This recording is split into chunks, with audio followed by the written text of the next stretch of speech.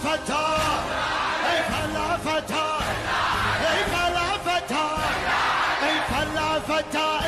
علي قدام صوت في السماء.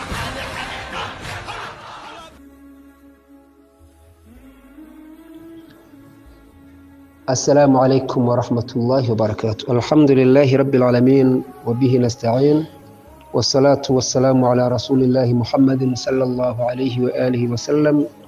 Abavandimwe b'Islam, uyu ni umwanya wahariwe isomo rijyanye no kumenya ngo amavu n'amavuko ya Ashia.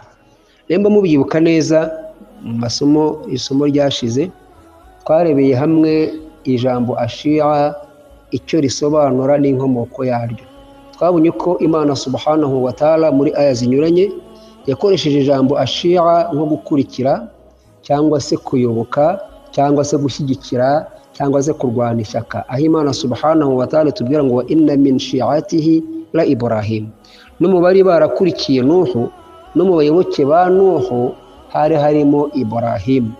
Twabonye nuko n'uburyo intumwa y'Imana Muhammad sallallahu alayhi wa sallam mu mwaka wayo wa mbere ku ikubitiro ry'Ubusilamu ariyo yise abazakurikira Ali ibn Abi Talib, abazayoboka Ali ibn Abi Talib, abazashyigikira Ali ibn Abi Talib, shi'atu Ali, ya Ali anta wa shi'ataka, yewe Ali wowe n'abashiya bawe bazagukurikira bazakurwanirira ishyaka, muzishima kandi muzishimirwa n'Imana Allah subhanahu wa ta'ala ku munsi w'imperuka.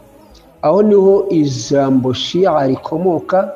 Iyo niyo ntangiriro y'ubushiya y'abantu kwitwa abashia. Twabonye ko hari na bamwe mu basahaba bari barimo ba Ammar ibn Yasir, ba Salman al-Farisi n'abandi biyitaga Shi'atu Ali, abayoboke ba Ali, abashyigikiye Ali, abarwanira ishyaka Ali, mu gihe cy'intumwa y'Imana Muhammad sallallahu alayhi wa sallam agiye hari akiganira nabo. Ngo twayiboneye dalili mu bitabo bitandukanye kandi bya ahla sunna wal jamaa. Uyu munsi rero tugiye gukomeza isomo ryacu turebera hamwe inkomoko ya Ashia, abantu kwitwa abashia, abantu gukurikira Ali ibn Abi Talib, kuyoboka Ali ibn Abi Talib biva ku Mana subhanahu wa ta'ala no ku ntumwa y'Imana Muhammadin sallallahu alayhi wa sallam. Umuntu wese utitwa Shi'atu Ali akitwa Shi'atu wundi amenye yuko abasa nkaho aciye ukubiri n'ubushake bw'Imana subhanahu wa ta'ala, kubera ko Imana subhanahu wa ta'ala niyo yabitubwiye.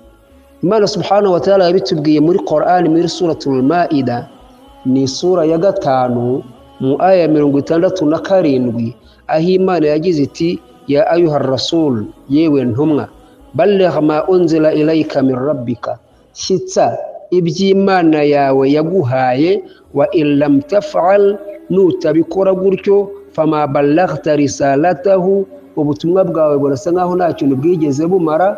Wallahu ya'asimuka minan nas, kandi Imana irakurinda abantu. Inna Allaha la yahdi alqawma alkafirin, kubera yuko Imana ntabwo ijya iyobora abantu bamaze guhakana. Aya magambo ni amagambo Imana subhanahu wa ta'ala yabwiye Muhammadin sallallahu alayhi wa sallam. Ngira ngo tuze dusesenguriye aya ijambo kurindi turebe ngo si Imana yashaka kuvuga iki. Ariko mbere yuko twinjira mu busesenguzi, ndagira ngo mbanze mbabwire ngo hari bamwe mu bayisilamu mu bamenyi ba ahla sunna wal jamaa bagoreka iyi aya nkana, bagaragaza ko iyi aya ngo yahishutse mu ikubitiro ry'Ubusilamu mu myaka ya mbere y'Ubusilamu, ngo kuko intumwa y'Imana bayihigaga, abakoreshi bashaka kuyica, ngo intumwa y'Imana yashyizeho amaeskoti yo kuyirinda, ngo hanyuma bakayirinda kugira ngo hatagira ababa bayigirira nabi. Ngo Imana imaze guhishura iyi aya ko Imana igomba kumurinda abantu, ngo hanyuma ya maeskoti intumwa y'Imana iyakuraho, isigara yiringiye ko igomba kurindwa n'Imana Allah subhanahu wa ta'ala. Ibi ntabwo ari ukuri. Nta gihe na kimwe Muhammad atigeze abona ko Imana imuhagije, nta munsi n'umwe Muhammad atigeze abona ko Imana ihagije mu kumurinda ku buryo ashyiraho abantu ngo bamurinde. Ikindi nuko abamenyi batandukanye bemeza ko suratul Maida niyo sura ya nyuma isozereza Qur'an, niyo sura ya nyuma ipfundikira Qur'an. Amahadithi menshi riwayati nyinshi zirabivuga zigaragaza ko suratul Maida niyo sura ya nyuma muri Qur'an. Gihamya iboneka muri iyi suratul Maida aya ya 3 aho Imana igira iti al-yawma akmaltu lakum dinakum wa atmamtu alaykum ni'mati wa raditu lakum al-islam dina. Iyi ni aya ya 3 muri iyi sura yitwa suratul Maida, ngo guhera uyu munsi mbujurije dini yanyu, nishimiye ko Uislamu wabera idini. Bivuga ngo nimba Uislamu bwuzuriye muri iyi suratul Maida, nta yindi sura yahishutse nyuma yayo. Bisobanuka neza rero nuko turibone mu riwaya atandukanye iyi suratul Maida niyo sura ya nyuma. Reka nsubire inyuma dusesenguriye aya. Imana subhanahu wa ta'ala yahishuriye aya amateka tubwira ko yahishuriye kuri Ghadir Khum, numwe y'Imana ivuye muri Hajjatul Wada, hijja yo gusezera, yageze ahantu ku kizenga cya Ghadir Khum cya Khum, numwe y'Imana ngo Imana yamwohereje Jibril amubwira aya magambo. Aya magambo yamubwiye ni ngira ngo dusesengure turebe ese Imana yamubwiye iki, aya magambo yamubwiye yaragamije iki. Ya ayuha rasul, isura ya 5 aya ya 67, yewe ntumwa, balligh ma unzila ilayka min rabbik, shitsi by'Imana yawe yaguhaye. Ni ibiki Muhammad agiye gushyitsa nyuma y'imyaka 23 amaze ahawe ubutumwa? Ni iki agiye gukora Imana imubwira ngo nagishyikiriza abantu? Imana iti wa illam taf'al, nuramuka utabikoze gutyo, icyo kintu nutagishyitsa, ibyo bintu nutabikora, fama ballaghta risalatahu, imyaka 23 wamaze wigisha ubutumwa, wamaze imyaka 23 usakaza, ntacyo buraba bumaze, buraba impfabusa. Ubwo icyo kintu ni igiki? Imana subhanahu wa ta'ala ibwira Muhammad ngo nagitangariza abantu, natakibatangariza imyaka yamaze yigisha yose yahita iba zero. Imana irongera iti wallahu ya'asimuka minan nas, kandi Imana irakurinda abantu. Bivuga ngo icyo kintu nagikora kirahungabanya imitima y'abantu, nagikora kiratuma abantu barakara, Imana iramubwira iti ntugire ubwoba, ntutinye, ndakurinda abantu. Wewe bikore, ntugire utinya, ndakurinda abantu. Icyo kintu ni igiki? Hari abayisilamu bakubwira ngo bwari uburinzi bw'intumwa y'Imana, ariko sibyo. Turibona mu mahadith atandukanye uburyo iyi sura ari yo sura ya nyuma. Ariko wenda nihuse navuga ngo icyo kintu Muhammad yahise agikora, abashekhe bose bamenye bose barabyemeza. Imana ikimara guhishuriye aya, Muhammad yahise afata Ali ibn Abi Talib akaboko arakazamura kuri Ghadir Khum, ngo hari kuwa 4 ku itariki ya 18 z'ukwezi kwa Dhul-Hijja mu mwaka wa kangahe? Mu mwaka wa 631.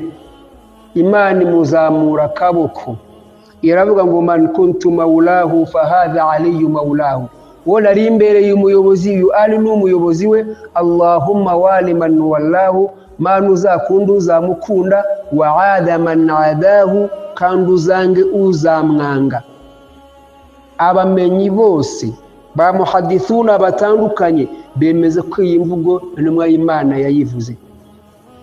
Bisobanuka neza ko suratul Maida suri inyuma, ndagira ngo mbanze mbabwire imvugo ya Aisha ubwe.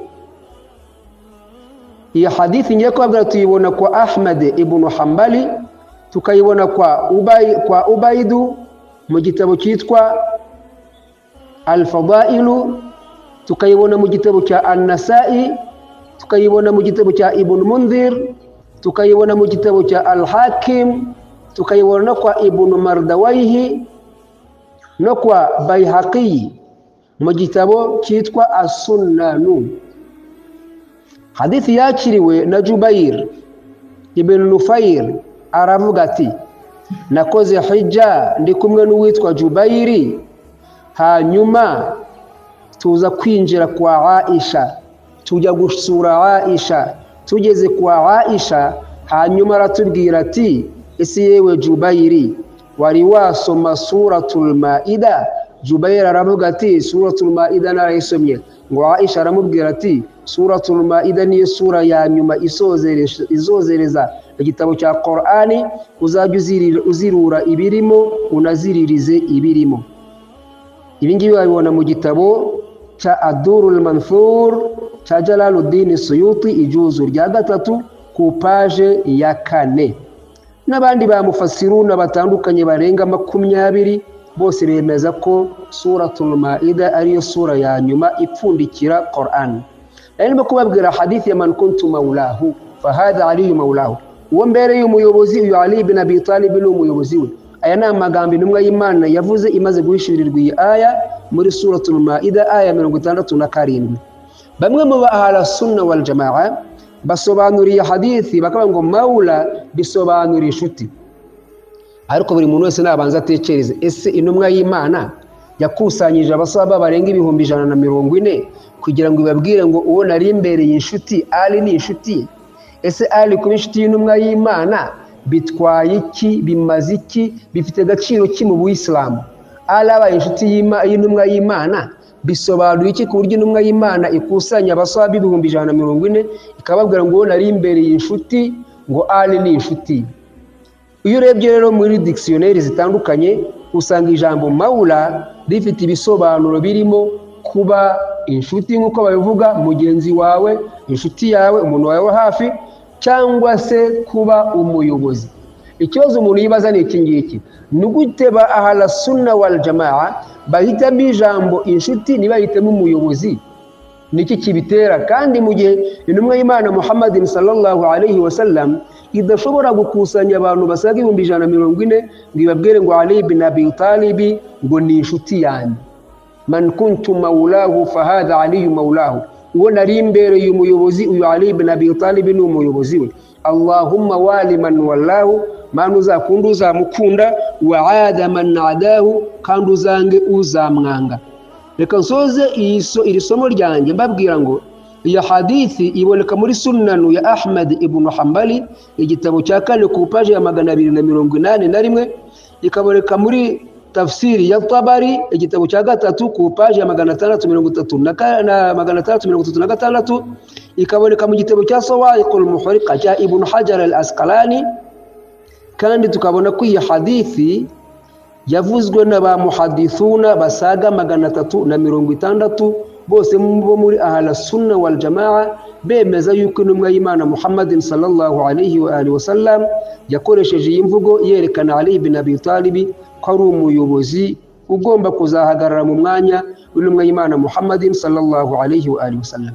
Uko nengero usoze mbabwira ngo iyi suratul Maida niyo sura ya nyuma ipfundikira Qur'ani, kuko tubona miri ya aya namaze kubasomera: al-yawma akmaltu lakum dinakum, guhera uyu munsi mbujuje idini ryanyu.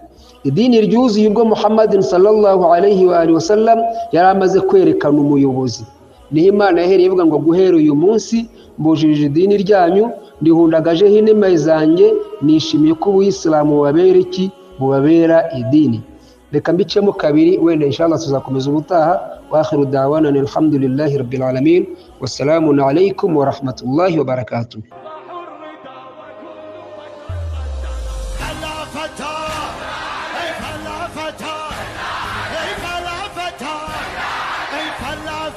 إلا علي قدام صوت في السماء.